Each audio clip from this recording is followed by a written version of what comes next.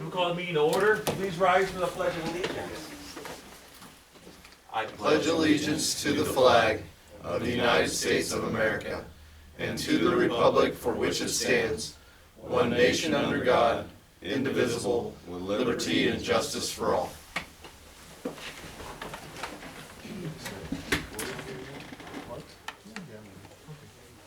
This is an open meeting of the Seward, Nebraska governing body. The city of Seward abides by the Nebraska Open Meetings Act in conducting business. A copy of the Nebraska Open Meetings Act is displayed on the north wall of this meeting room facility as required.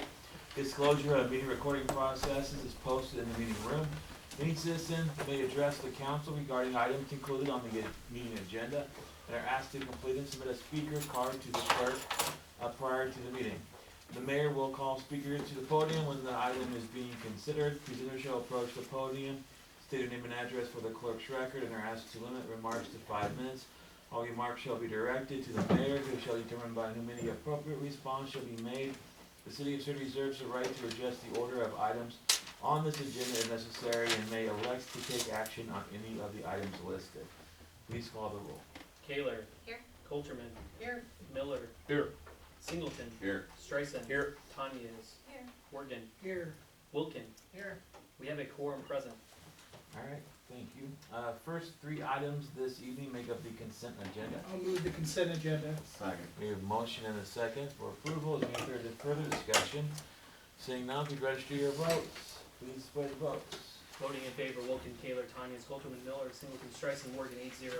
Alright, first, we have a public hearing, consideration of an application to the Nebraska Department of Economic Development, NDED, for a community development block grant, CDBG, for a portion of the cost of a public facilities infrastructure street improvement project, namely to extend Worthman Boulevard from Pine Street to the western boundary of the Seward Rail campus. Greg? Yes, as part of the community development block grant economic development application process, we worked with SEND, that's Southeast Nebraska Development District. It's our economic development district that we're a member of, to administer and be an applicant for an economic development grant through the Nebraska Department of Economic Development. As will be known tomorrow, most likely, the city of Seward's been working with a dairy processor called Dairy, D-A-R-I, which is founded by the Tolles family, who their dairy is located up predominantly in Butler County, and we've been working on this project for about a year, and we've gotten to the point in locating this potential dairy processing facility in the Seward Regional Rail Campus. And so part of that is leveraging a state economic development grant that's going to provide just north of $1 million to extend Worthman Boulevard to the west all the way to the end of the current situs of the Regional Rail Campus. It will include sidewalks, storm sewer, and then extensions of water and wastewater utilities as needed. And so this will help provide additional access to numerous other lots, but predominantly to the main access to the proposed facility. We are also have on the agenda tonight potential lease for consideration with dairy, and that will be a 6-month lease to do site preparation work, testing, soil compaction testing, and other things as they prepare to finalize their plans for the site. None of these items are a guarantee that the project's coming, but this is the next step to meet the timelines for this project, and we worked with the Tolles to kind of roll this thing out here this evening, and it will be a major public item tomorrow. And so working with SEND, Kelly Gentrup at SEND did our environmental review that's required with all federal grants, and so she undertook that. The record of that was kept at the City Hall in SEND. It was put up for notice by the Department of Economic Development as well.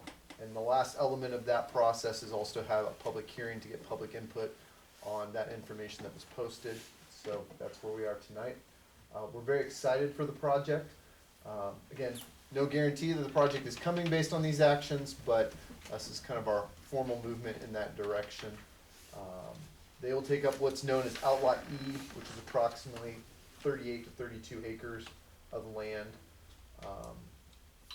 The facility will process dairy, mostly milk products. We're not going into yogurts and cheeses and other things like that for the regional area. So, again, It's a specialty process. yep, specialty processing, and it will regionalize. I don't believe we've opened a dairy processing facility in the state of Nebraska in numerous years. And so this will be able to serve the needs of not only the Tolles dairy farms, but also numerous other dairy farms across the region. So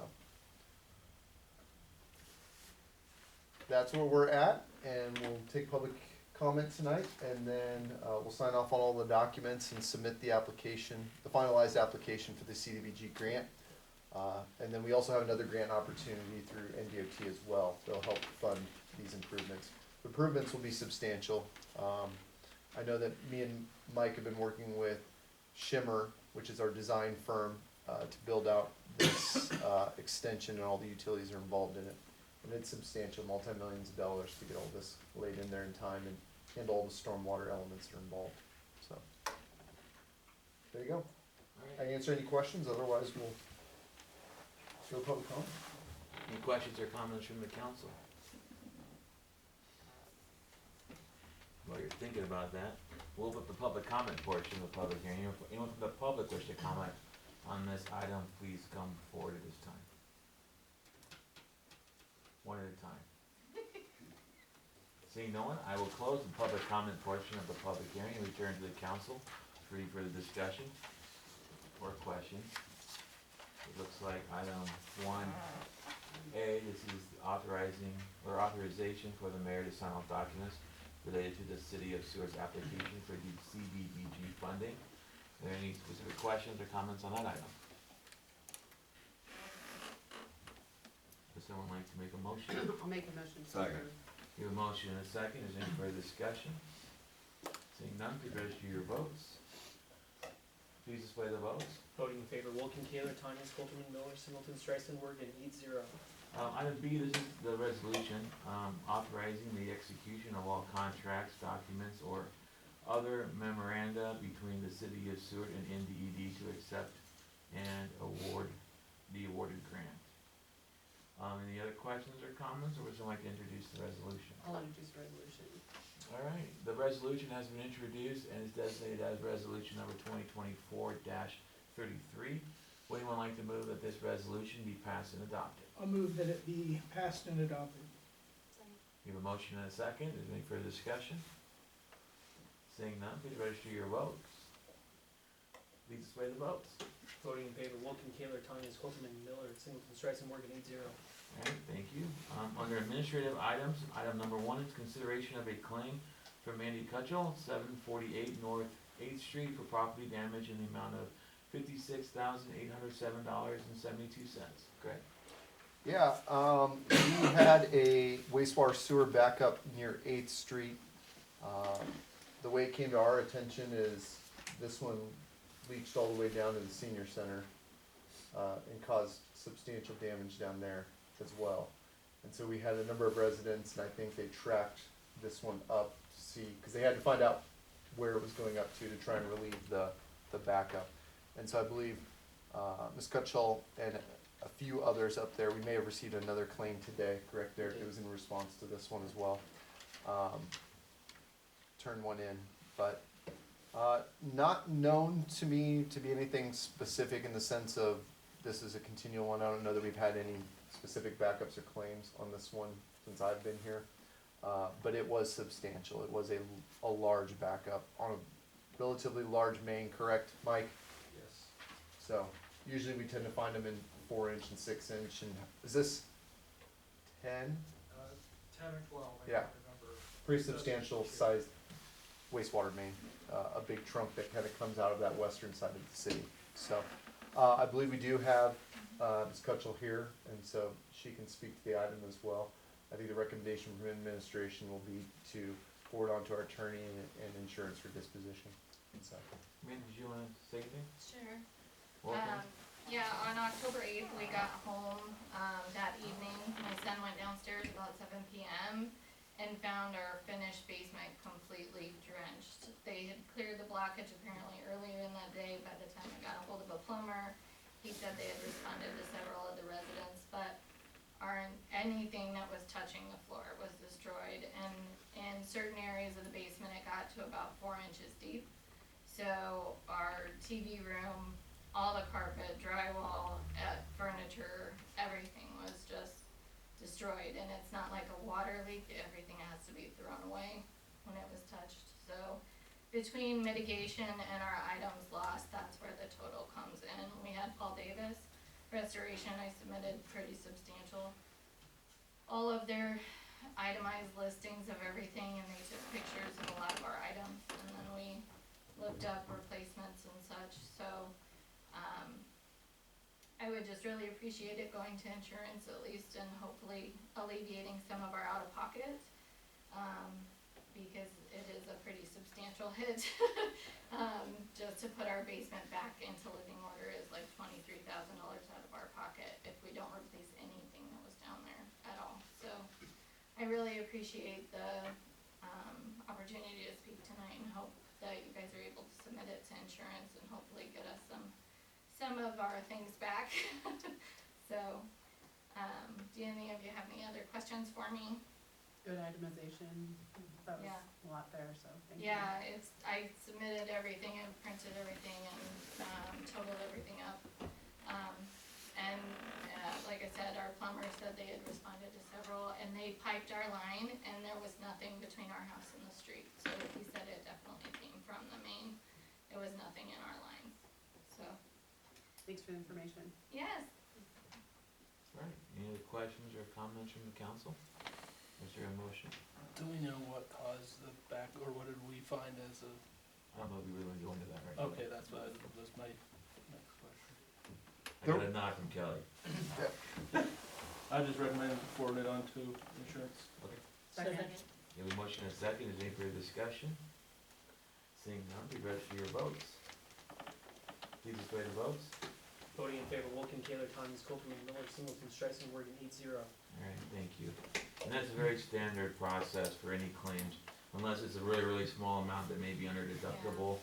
Usually we defer to the insurance company to process that. Yeah, we have like our whole finished area and then 3 storage rooms that were all hit. So it came up through 2 locations, the bathroom and our utility room. So Gotcha. it was all areas. Well, thank you for being here this evening. Yes, thank you. Item 2, consideration of a donation request for a baseball memorial at Legion Field. Greg, do you want to start this, or Bill? We got Bill here, so we'll Bill, just welcome. turn it right over to him. We know, but I know you need an introduction, I don't know how this works.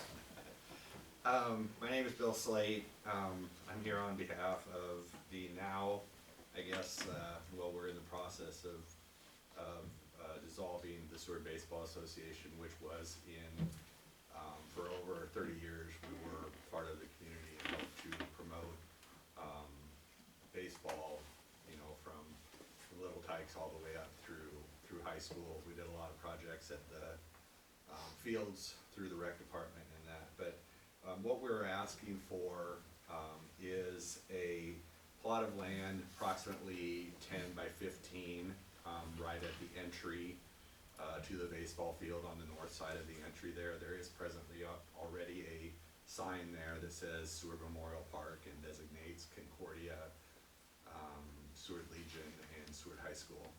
But what we'd like to do is we'd like to place a flagpole there and 3 of the large concrete baseball ballards. If you've been down to the fields below, it'd be the same style as what's already down there. The reason for doing this is that we have, 2 of our members, Dennis Erks and Jim Ehlers, who have passed away in recent years, and their families gave us memorials.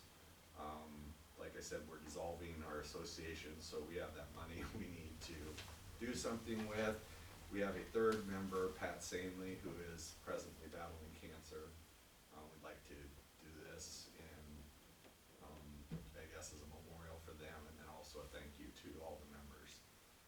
The cost, just so you kind of know what we're looking at, we're thinking the cost right now will be somewhere between $5,000 and $8,000. We haven't finalized exactly what it is. We're not asking the city for any funds whatsoever. And like I said, this is just a request for the donation of that small area of ground. So if anybody has any questions, I'd be happy to answer them.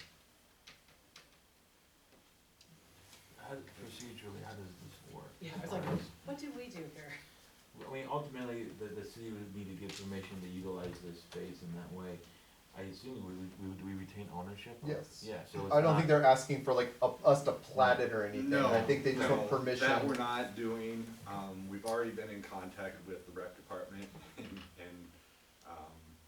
we're just basically trying to get the approval that since this would be a permanent structure, Mhm. we foresee this being a permanent structure, and the city then would, you know, I guess, would potentially have any liability or anything if something would happen in that area. But we do anyway on all the Yeah, parks, so this, no, that's nothing no, new. no, but I'm just saying we're trying to get approval Sure. through you guys, going through the right channels to do that, so. So I think what it kinda sounds like is if you're okay with the concept of them utilizing this area for this purpose, then you could vote to allow that, and then I would assume that as you get closer to implementing this, that you could come back and kinda show like what this will look like, just to get a final blessing. Yes, It can be a little scary to approve things sight unseen, right, but that might give some assurances that, and I think we could do something Yeah. along the lines of kind of a crude rendering of Sure. what we foresee there. It's just we don't wanna move forward absolutely. if there's no chance of there being kind of the approval to go forward with the project. Nope, that sounds great. Matt? When I attended the meeting that Bill and Pat Sainley and Becky Foltz were at, to bring this idea up to Bob Core and Adam Bodie and the rest of the Parks and Rec committee, one comment that Bob made was that he's right now dealing with Concordia on some future plans maybe and designs. And I know that Bill and Pat and Becky were like, yeah, we understand that and we appreciate that, but we have kind of a time urgency here Mhm. where we would like to bring this to council and really get this thing finished. Basically- So we've got a kind of a competing, Bob's trying to get information back to Bill and Pat and Becky would like to get things moving. So that's kind of where they left it, which is in a kind of an ambiguous area, right? But We do our best work in ambiguous areas. yeah, but I guess I would like to just reemphasize what Bill's saying about being expedient about it. They'd like to, Yeah. this has been hanging for a long time. Right, They'd like to- right, we've been trying for over a year to dissolve this and do it, and we understand the issues that the rec department is going through with upgrades down there. Our original plan was to do it right at the entrance and to alleviate their stress on making plans for bleachers or new concessions or whatever. That's when we decided to move it out towards. And that's why I was thinking if the council approves this tonight, contingent on coming back with a design, that we have more time to kind of incorporate that in with whatever else may be going on, just so it's more of a, rather than doing a piecemeal, you can try to incorporate it all into a comprehensive plan. So, yeah, that sounds great. Any other questions or comments from the council? Thank you for your Thank time. you. Yeah, thanks, Bill. Thanks. Entertain a motion, or unless there's any other concerns? Move to approve. We have a motion and a second for approval. Any further discussion? Seeing none, please register your votes. Please display the votes. Voting in favor, Wilken, Kaler, Tanya, Coltrane, Miller, Singleton, Streisand, Morgan, 8-0. Alright, thank you, Bill. Item 3, consideration of a request from the Nebraska Liquor Control Commission on behalf of Brew 6 LLC to allow for an address change to the existing liquor license. There. Yeah, so, we got prompted from the state to, consider a change to the Route 6 license. As you know, the old location has closed down and Mr. Nelson's considering, his new site of where he's gonna put it at. So basically, just wanting to move the liquor license to his new proposed site in preparation for his future opening date, whenever that's gonna be. Mr. Nelson's here, he can definitely speak to his plans, but basically it's just a simple motion to say yes or no. No public hearing needed, nothing like that. Then if you guys are good with it, I'll tell the state that we're good with the change and we should be good to go. Have they already done the like all the inspections at this new location, or does that come after this? That comes after this, Judge, So yeah. I don't think it's quite as quick as what he's Yeah. thinking it's gonna be. Well, from my end, I just have to say, yeah. Derek's out after this. Now, what it is, the things we've got going, this is probably the easiest to implement and the hardest to explain, but, we're working with the Liquor Commission, obviously, and Bruce 6 Squire Wards and the new pasta barn, because the buildings are all adjacent, they let us combine all those under one liquor license, which, when we shut down the old location of Route 6, kinda left that liquor license hanging in the balance, and I thought, well, maybe we'll just let it expire. But I needed to apply for a new one for the showroom, the event space up above, the old Rossmeyer building. I talked to Hobie Roof at the Liquor Commission, and I said, well, since I've already got that liquor license, can I just transfer it to the new location, to the event space, and avoid all the paperwork of applying for a new one? So really, that's all it is just a transfer of that license, and then he said, after the fact, just go in and change the name on the license to the new entity. So it basically, if you guys are okay with doing that, it saves me about a month's worth of paperwork. That sounds good. Any questions or comments from the council? Josh, you worked with these laws a lot, pretty standard? Yeah, I mean, it's kinda like 6 to 1, half dozen the others. It's just more, how do you wanna go about, accomplishing what you're trying to accomplish? And that's why I asked, cause I assumed there would be additional, I mean, there's about, 3 agencies that go through, 3 or 4 agencies that'll go through and inspect the location if there's Yeah. a new location to make sure that it meets all the requirements. And so, yeah, I don't know any issues with this. This is pretty just much procedural, or more or less.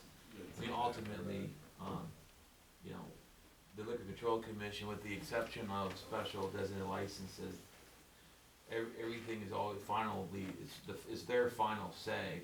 They just look for recommendations from the city. SDLs are different. If the city denies an SDL, then it's just dead. There's no appeal for that. So this is part of the process of making sure the locals have input on it before they'll consider it on there. Does that sound right to you? Pretty much, yeah, they've actually already approved it contingent on, you This, know, the yeah. outcome of the meeting here, Yeah. and then health department and fire marshal inspections as well. Right. Okay. But it's basically got a Yeah. tentative approval from the Liquor Commission. I'm not saying this is a rubber stamp, but this is kind of a rubber stamp. So, stamp away. Any questions or comments? Or do you want to make a motion? Move to approve. Second. A motion and a second for approval. Any further discussion? Seeing none, please register your votes. Please display the votes. Voting in favor, Wilkie, Taylor, Tanya, Skolterman, Miller, Singleton, Streisand, Morgan, 8-0. Thanks, Greg. Thank you, guys.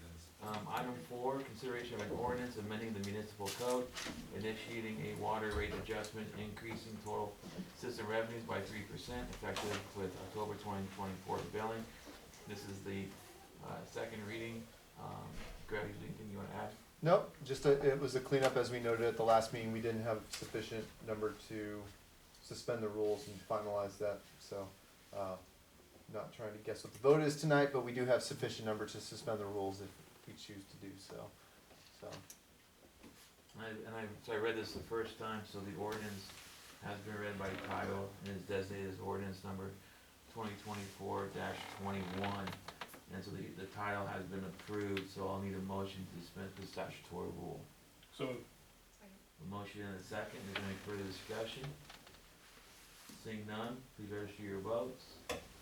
Please display the votes. Voting in favor, Wilkie, Taylor, Tanya, Skolterman, Miller, Singleton, Streisand, Morgan, 8-0. This is ordinance number 2024-21. Would anyone like to move that this ordinance be passed and adopted as read? So moved. Second. A motion and a second. Is there any further discussion? Seeing none, the question is, shall ordinance number 2024-21 be finally passed and adopted? Please register your vote.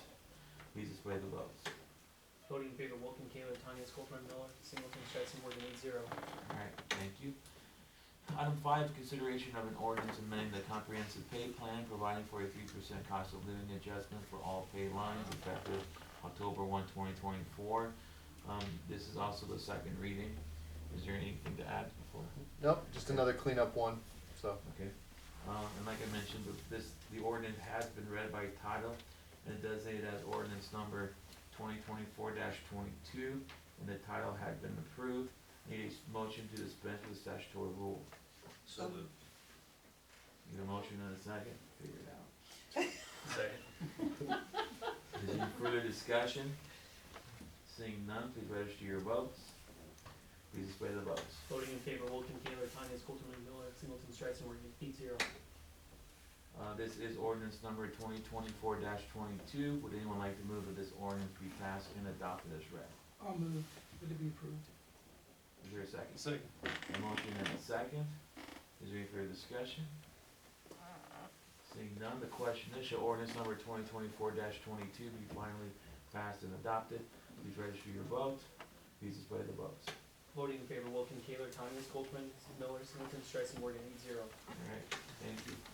Item 6, consideration of an ordinance amending the municipal code, adopting the 2018 International Building Code, IBC, and International Residential Code, IRC regulations. We have Tim with us this evening. Welcome, Tim. Evening, Council, Mayor. All right, this is prompted by the fact that the state of Nebraska and Seward County both have already adopted IRC and IBC 2018. So to bring our standards up to where they're at, Sarah and I have spent the last several months going through.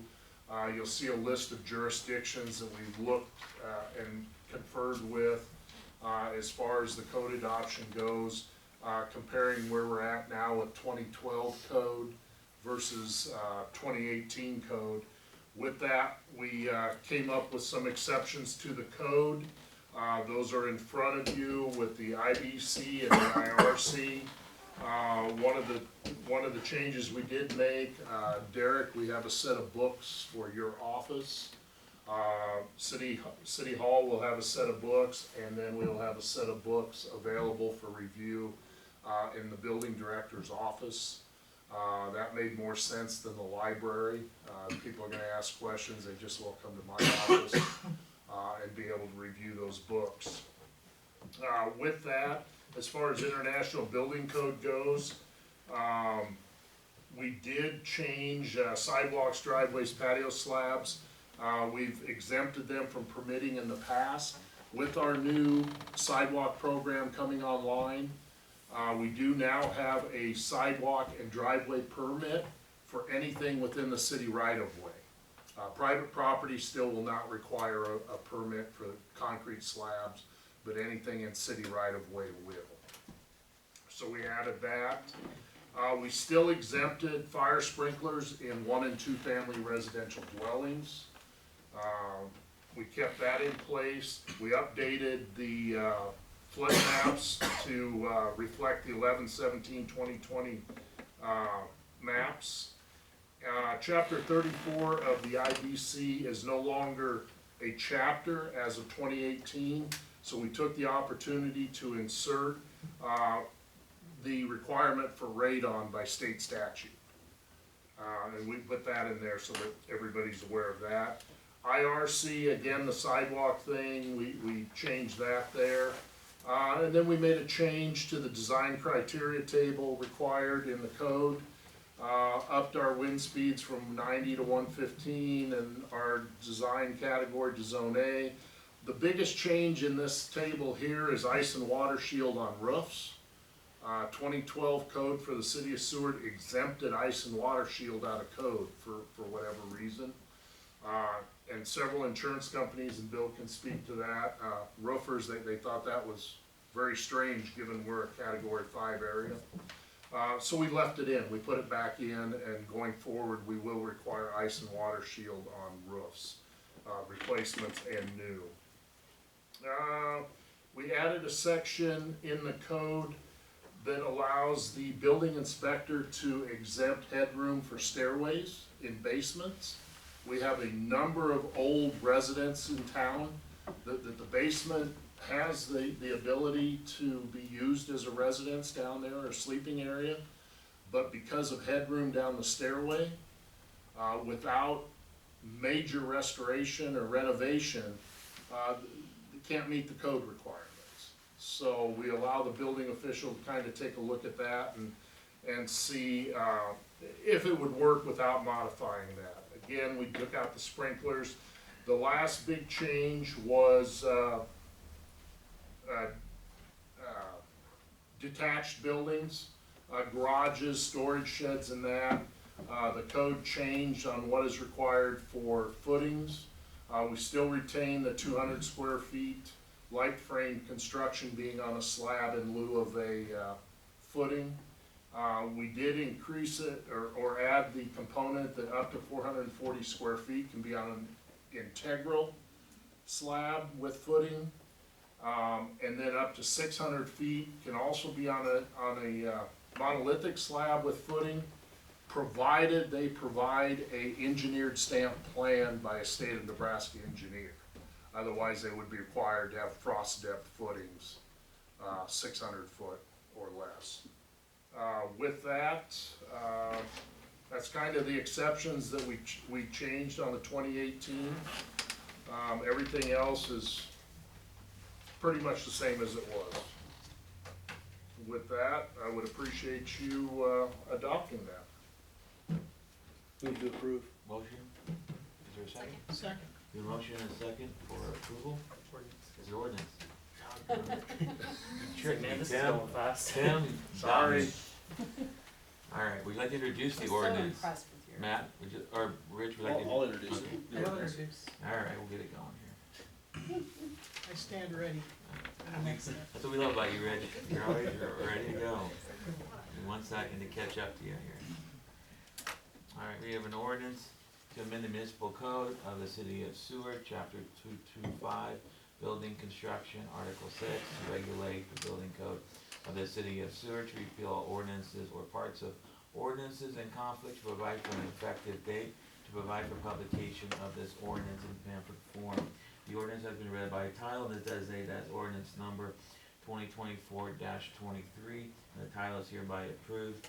Need a motion to dispense with the statutory rule. I move to suspend the statutory rules, Mr. Mayor. Thank you, Rich. Is there a second? Second.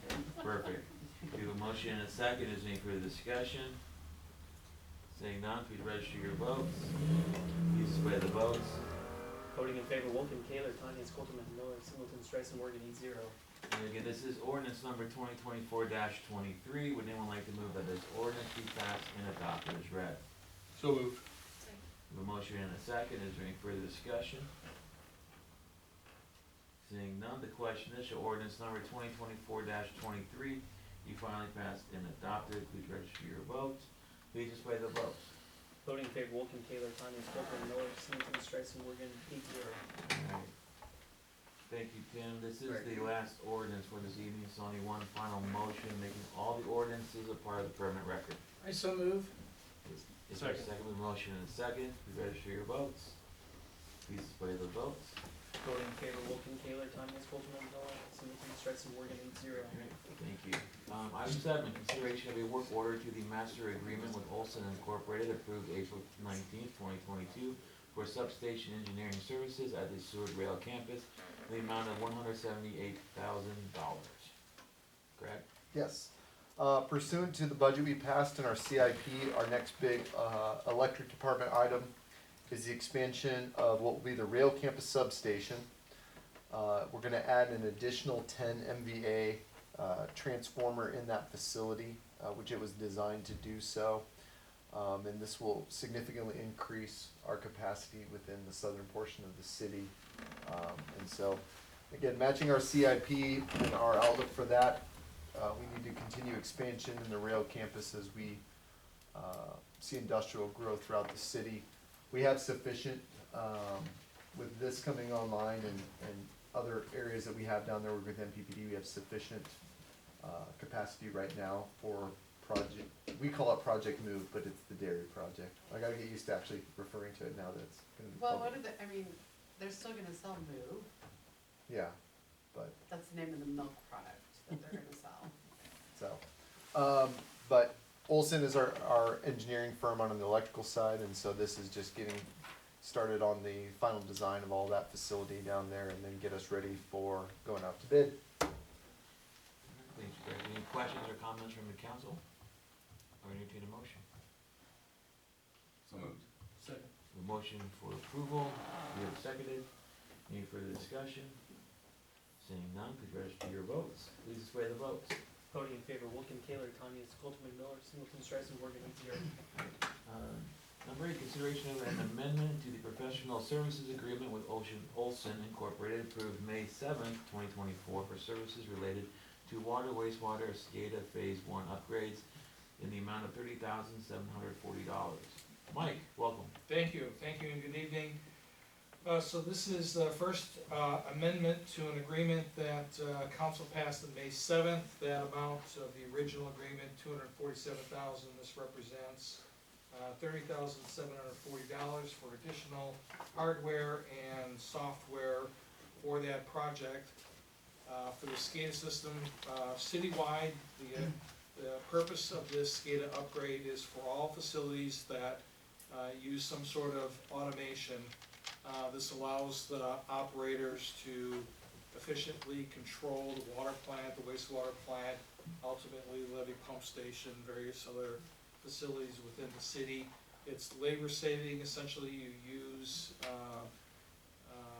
control equipment automation for a very few employees. That's how we get by with 6 operators, both the water plant, the wastewater plant, as well as their distribution system and sewer system that they maintain. So with this particular 3 additional tasks here, we're primarily with task 2, the fancy word for a touchscreen is operator interface terminal, OIT. We're adding one at the water plant, we're adding one at the wastewater plant, we're adding the ability of cell phone to allow operators to communicate from various parts of the city. They will be able to, rather than just get a dial-up call, force them to drive in the middle of the night down to one of the plants to take care of the problem, or potentially view that from whoever's on call from their home. And it allows us to have a workforce that primarily works Monday through Friday during regular business hours, instead of a longer period of time in 24-hour manning of the plants. So item 3 on here is development of the graphics for that as well. So this is essentially somebody creating the software. And so essentially the touch screens, which we'll have is a schematic, a bunch of boxes, each one representing a basin at one of the plants that does something of treatment, and then a bunch of lines connecting them. Those represent the pipes, ferrying water, conveying water between them. And essentially what we're doing is we're recommending, so the reason why this is an amendment, once we start wading into a project and starting to identify what we have and perhaps additional items that we hadn't considered with the original contract. And so with the approval, we ask the council for approval of this amendment of in the amount of $30,740. Thanks, Mike. Any questions or comments from the council? Or entertain a motion? So moved. Second. We have a motion and a second for approval. Is there any further discussion? Seeing none, please register your votes. Please display the votes. Voting in favor, Wilken, Taylor, Tanya, Coltman, Miller, Singleton, Streisand, Morgan, 8-0. Thank you. Item 9, consideration of a resolution authorizing the mayor to sign and designate city engineer Onaby as city street superintendent for purposes of the annual year-end NDOT certification. Greg.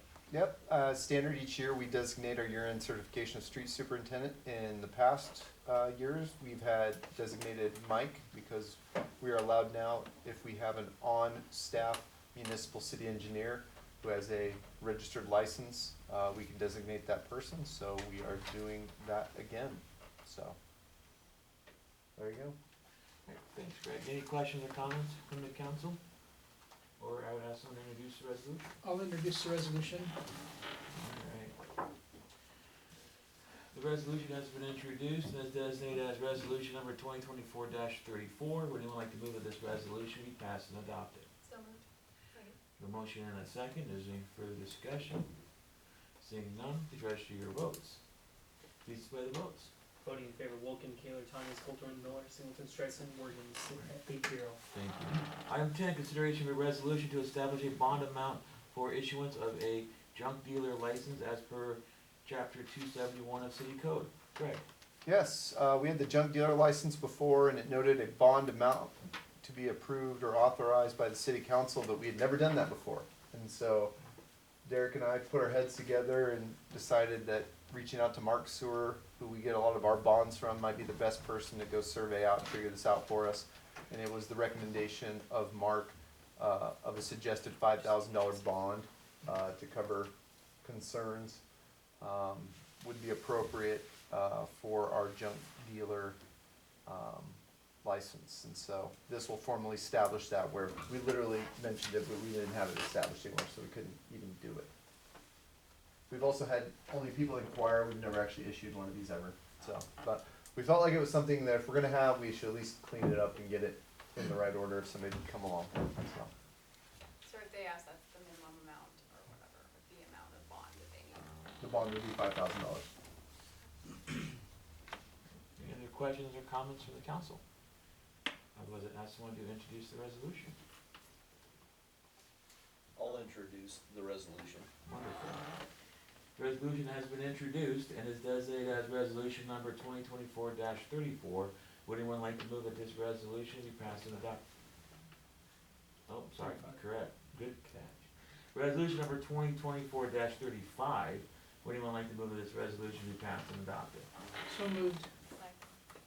We have a motion and a second. Any further discussion? Seeing none, please register your votes. Please display the votes. Voting in favor, Wilton, Kaler, Tanya, Coltman, Miller, Singleton, Streisand, Morgan, 8-0. Alright, thank you.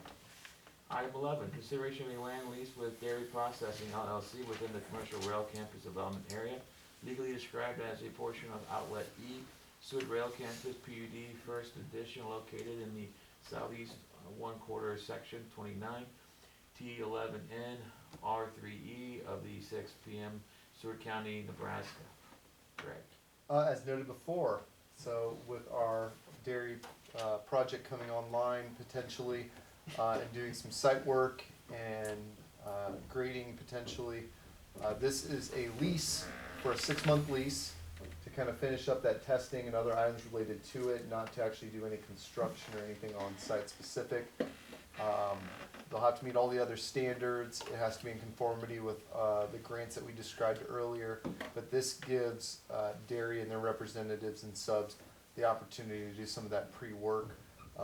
Kelly and I worked together to get this over to them, and it was reviewed by their attorney as well, and we got a green light this afternoon on it. So everything that we got changed up and completed is good to go. It is for $1, and if they choose not to move forward with the project, they put the property back into the same disposition they found it, which is probably putting it back to roamable grass that we can hay out. We're not gonna do farm fields probably anymore on this in the foreseeable future. We just have too much interest in it to keep going back and forth.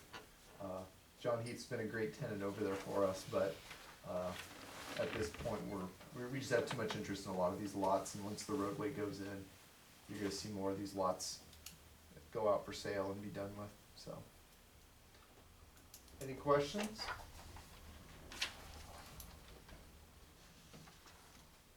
Move to approve. Second. We have a motion and a second for approval. Any further discussion? Seeing none, please register your votes. Please display the votes. Voting in favor, Wilton, Kaler, Tanya, Coltman, Miller, Singleton, Streisand, Morgan, 8-0. Alright, thank you. Item 12, update on the Wellness Center. Welcome, Joel. Thank you, good evening, everyone. So I'll just go down the list, as we are now into November and all the previous updates and so in the gym, we are all complete with the installation of everything overhead, the curtains, the hoops, and installation of the duct sock. So that is all taking place right now. The floor installation is on a slight delay, waiting for the moisture test to pass. It has to get down to a certain percentage, and it's close, and it's going in the right direction every week, but right now we are just waiting for that to get down there. There is a process that they can use to kind of force it, a moisture mitigation process that they can use to make sure it gets down there, but that is an expense that we don't wanna have if we don't have to. So we're not on a time crunch, so we can kinda look at each week, is it going down? And we were close, within 2% a couple weeks ago. We'll get an update tomorrow. Hopefully that's getting close, and once that is done, we can start working on the floor in there. But again, we are not on the time crunch yet where we want to spend the dollars to force that to get the moisture test to pass. So that's where we're at in the gym, but it is looking more and more like a gym every time we're up there. Fitness studio, they are working on drywall finishes and overall finishes. That is looking really good with that. And so they're putting those extra touches on that. And floor installation, the rubber floor, will begin in about 2 weeks. So we'll see that going in, and that'll put another step on that. The pool has taken another step forward, where the mechanical room has been poured and framed, and they prepped in the last couple weeks the pool deck with the rock and underlayer of when they pour that for cement. So right now they're forming up to be able to pour that and set the deck drains, and they will be pouring that deck pretty soon. So I would say another week, and we'll have the deck poured. I'm not sure how exactly that works, time frame, how long it takes for people to be on there. I would guess it wouldn't take too long, but that is gonna take shape really well when everything around the pool is poured. And so the next steps after that would be the gutter and the race lane tiles.